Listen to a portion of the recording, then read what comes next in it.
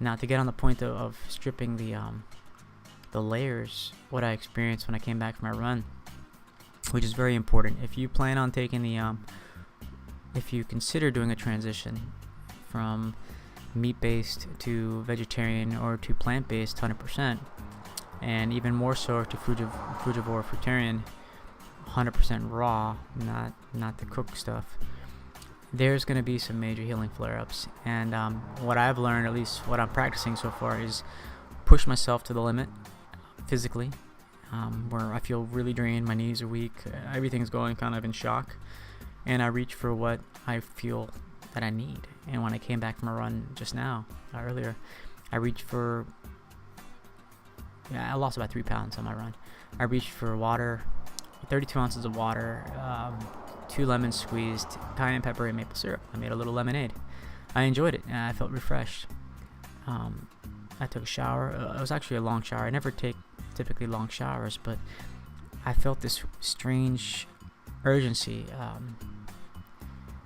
I felt as if sludge has been removed from my receptors, let's say, my nerves. So my fingertips were really tingling like crazy, and both of them, actually, both hands. So it wasn't just one hand, so I was, no concern over, oh my gosh, something serious. It was tingling, it was really exciting. It was pulsing and stimulated, and it, when I go through these phases or this transition, it's as if my body is really doing everything possible to communicate either with me or itself or something, and it's shaking loose something. I've studied trauma releasing exercises, and as many animals that go through their own release where they shake or they convulse to release something. That's what it felt like spasms going through my body, releasing something. And as it was, vibrations become really, really loud. I hear the cars passing very often. It's really disturbing to me. So sometimes I lock myself up in the bathroom or somewhere where there's very little noise, like a sensory deprivation area. I've done it. I've slept in the bathtub before, and kept as much noise dampening as I can.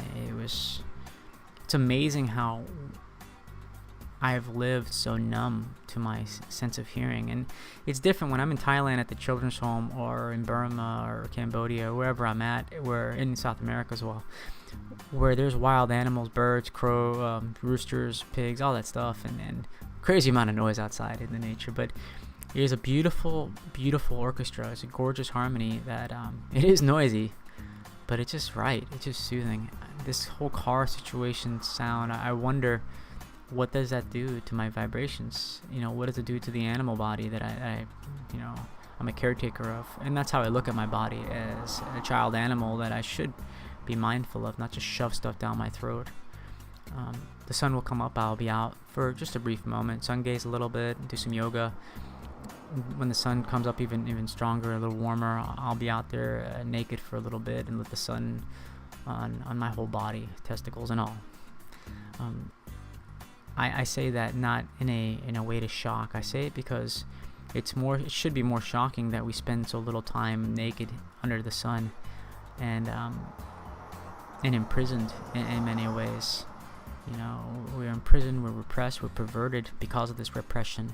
We wonder why we're violent. I mean, it just seems like this is the course that we're taking. I went up running today, 4 miles up the hill and back, and I was very disturbed when I saw a sign that was once said welcome hikers, Waimano pools, Manana Trail, whatever. It just was welcoming to hikers. The sign was all scratched out, and the only thing that was left remaining was hunters, hunting area or something like that. It really sent shivers down my body, and this is how I'm feeling now. I like to travel. I'm planning my travel into Thailand, and before I go to Thailand, I'd like to visit some friends and family.